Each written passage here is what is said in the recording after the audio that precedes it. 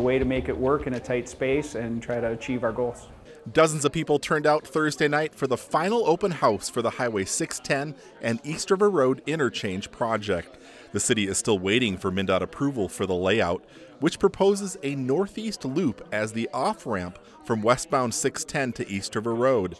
An on-ramp from East River Road to eastbound 610 would also be constructed to complete the interchange. This is the design we're moving forward with. So if it falls into place that MnDOT agrees, then we're just solely waiting for construction dollars. Then we know we're building this thing in this location without a doubt. Now how do we afford it? The project is estimated to cost between $30 and $35 million. If the necessary funding is secured, the earliest construction could start is 2024, but more likely 2025 or 2026. 6 single-family homes and 1 business would need to be acquired to construct the interchange. In addition to improved access, city officials say the project would help support economic growth in the industrial park, improved safety, and help first responders heading to emergency calls on the highway.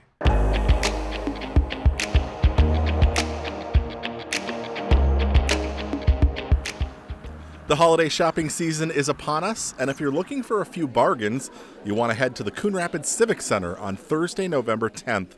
The Coon Rapids Super Senior Club is holding its annual Bazaar and Flea Market from 9 a.m. to 3 p.m. You can find everything from crafts to a flea market and a Christmas room. There's also a bake sale, refreshments, and raffles. Proceeds from the bazaar go to help support those in need in the community.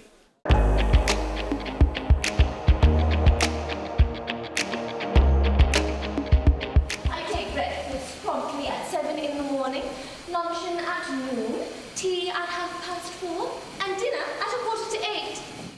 Theater students at Anoka Ramsey Community College are back on stage with a new production. They are staging Enchanted April, which is set after World War I and centers around 4 women who feel lost in their lives. 2 of them are unhappy in their marriages, they're getting swept up in this fast-paced London lifestyle and they don't know what they want out of life, and so they decide they want out and they go on a vacation to try and rediscover themselves and figure out who they are and what they want out of life. For me, the message that I have been taking away has been people can go through things, people go through things that you might not think about, but there's always going to be beauty at the end of it. Enchanted April is being staged October 28th and 29th, and again November 3rd, 5th, and 6th at 7:30 p.m. Tickets are free and general admission seating. For more information, log on to arcctheater.com.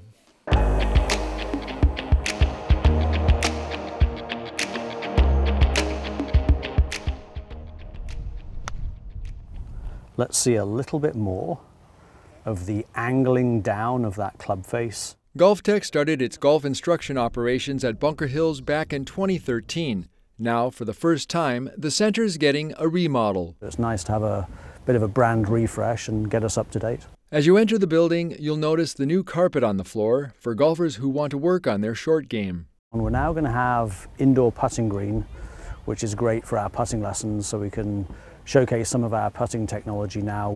The 2 bays have also been updated with new carpet. We used to have like a black rubber flooring, which was a bit problematic. In addition to the new flooring, they've installed LED can lighting, which is meant to enhance the 3D technology used by GolfTec. The clarity of the images should be a little bit better with the new lighting, plus the addition of the black carpet. In the lobby, there's still more work which needs to be done. GolfTec hopes the reopening of the center will be just a couple of weeks away.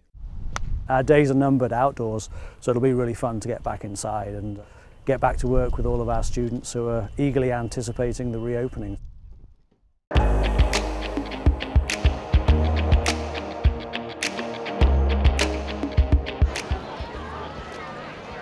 Hundreds of families came out to Rocky's Pumpkin Patch in Sand Creek Park on Saturday. Lots of boys and ghouls dressed in Halloween costumes stood in line as organizations, youth groups, and clubs handed out candy to trick-or-treaters. Trick or treat!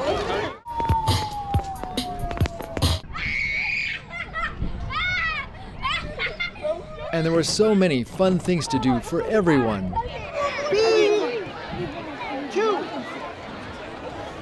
Getting a picture taken with Rocky was near the top of the list. And then there was the pumpkin patch, with hundreds of pumpkins to choose from, all for free. With a record turnout of over 3,000 people from Coon Rapids and the surrounding area, this year's event will be remembered for years to come.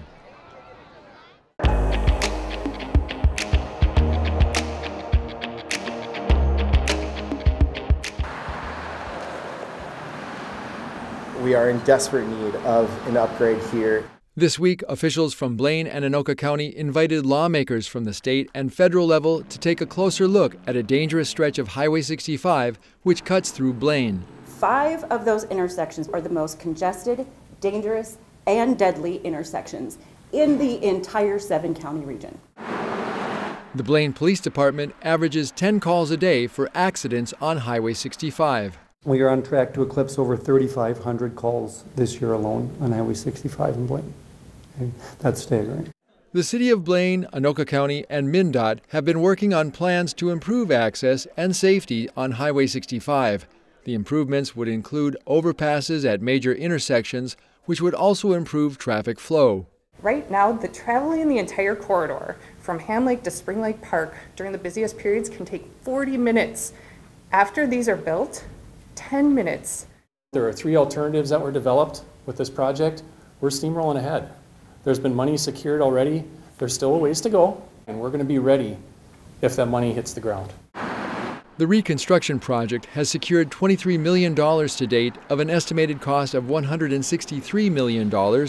Funding applications have been made at both the state and federal level to push the project forward.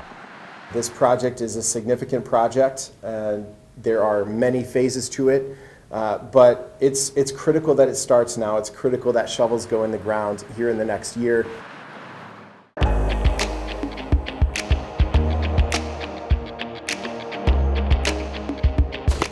New home, lots of cardboard.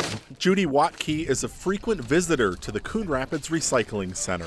I've been coming to the recycling center since the beginning. In fact, 2 decades ago, during her first visit to the recycling center, she was featured in an article and photo in the Star Tribune.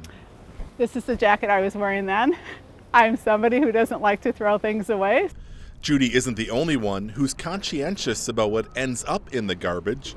Plenty of local residents and small businesses use the recycling center, which is now in the midst of a big expansion project that will continue into spring. If you don't need to come in and it's a little crazy and busy in here, it's going to be easier for you to park outside and enter through the side gates. Carts are available for those who need them, and you can still drive into the center if you have big, bulky items.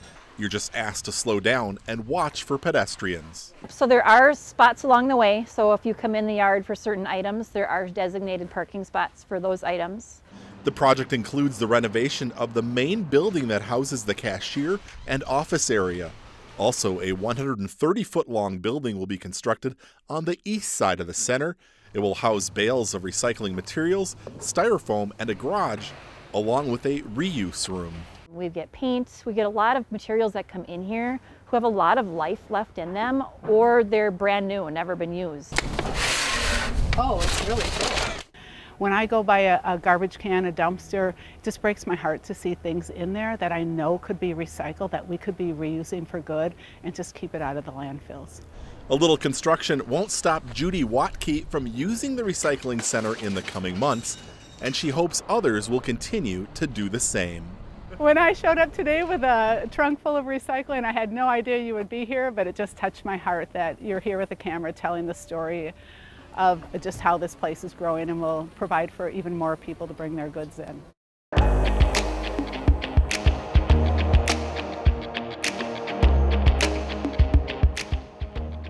It's just great to be back in the schools again.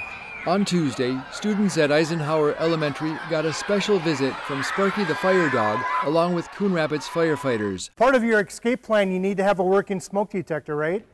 They shared their Fire Prevention Week message, which reminds us that fire won't wait.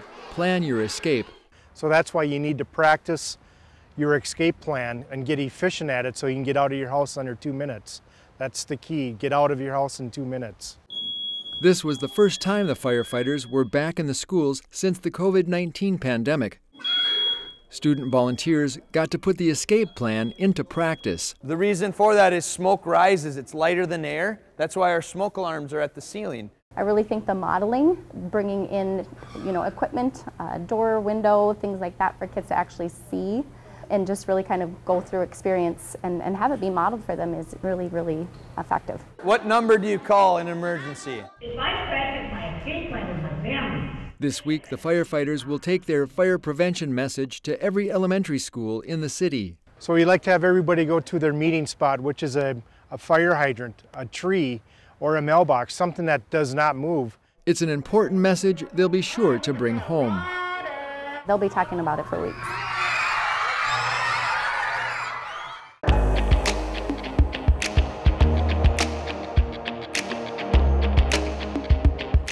Here's a quick recap of the Tuesday, October 4th City Council meeting. Expansion plans at the Coon Rapids Recycling Center took a big step forward this week. On Tuesday night, the City Council awarded contracts for the project, which will be partially funded by grants from the county and state. Plans include a new building for styrofoam recycling, a reuse room for paint and other items, covered storage to keep collected materials dry and clean, along with additional parking and traffic lanes. The changes will help staff better manage materials and site circulation. Also this week, the City Council introduced an ordinance that makes updates to the Mississippi River Corridor critical area. The proposed ordinance includes more detailed standards than the current ordinance, including those for grading and soil disturbance, bluffs and bluff setbacks, and permits for vegetation removal and land alteration. The final ordinance will be adopted at an upcoming meeting. Action by the 2017 state legislature required cities in the Mississippi River Corridor critical area to make the changes. The city of Coon Rapids is now at the top of the pack when it comes to the Minnesota Green Step Cities program. It's really exciting for me to be here to present your Step 4 and 5 award. The program has 5 steps, so this is the ultimate achievement. A representative with the Minnesota Green Step Cities program presented city staff with an award for reaching steps 4 and 5 of the program, which helps cities achieve their sustainability and quality of life goals. Those achievements include a continued focus on cost savings, energy use reduction, and encouragement of civic innovation. And that's a quick recap of the October 4th City Council meeting. As always, you can find the full meetings on cable or the CTN Coon Rapids YouTube channel.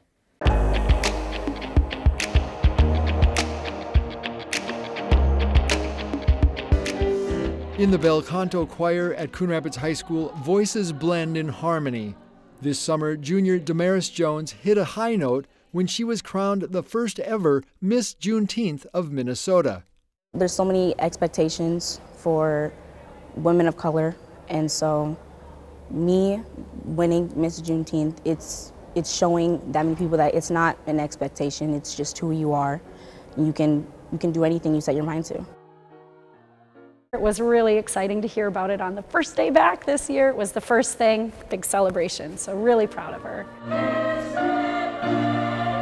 I am Damaris Jones, and I am the first, yes, I said first, Miss Juneteenth of Minnesota! Since Damaris earned the title back in July, she's been busy making lots of public appearances in and around the Minneapolis area. She credits her friends and family for their support. I would not be able to do it if it wasn't for my family. They push me to be the best that I can be. The next step for Damaris will be to compete in the National Miss Juneteenth pageant in Galveston, Texas on October 15th. If you'd like to learn more about Damaris Jones and her journey to the national title, check out her GoFundMe page at gofundme.com. Just search for Damaris Jones.